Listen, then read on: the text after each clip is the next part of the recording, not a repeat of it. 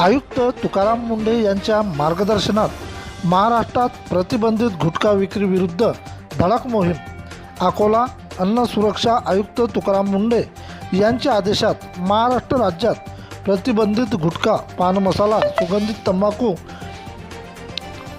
सुपारी तथा तंबाखूजन्य पदार्थांच्या उत्पादन, साठा, वितरणावर, विक्री यावर सार्वजनिक आरोग्याच्या हितासाठी प्रतिबंध घालण्यात आला आहे.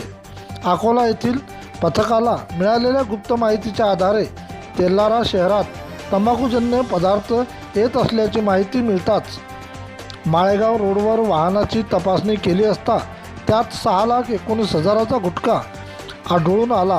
वाहन चालक देवीलाल सज्जनलाल जयस्वाल, वय 33 वर्ष, राहणार लाडनापूर, तालुका संग्रामपूर, जिल्हा बुलढाणा व इतर 2 यांच्या विरुद्ध तेल्हारा पोलीस स्टेशनला गुन्हा दाखल करण्यात आला आहे.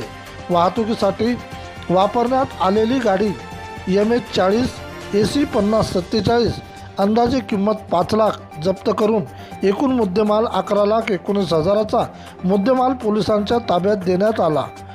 सदरची कारवाई सहाय्यक आयुक्त देगोवीर यांच्या मार्गदर्शनात कार्यालयाचे अन्न सुरक्षा अधिकारी रद्या सोळंके, किह बोरचाटे, ए सूर्यवंशी, अन्न सुरक्षा अधिकारी दक्षता अमरावती विभाग प्रशासन यापुढे गुटखा, पान मसाला इत्यादी प्रतिबंधित अन्नपदार्थ विक्री करणाऱ्या विरुद्ध कठोर कारवाई करण्यात येणार असल्याची माहिती दिली आहे.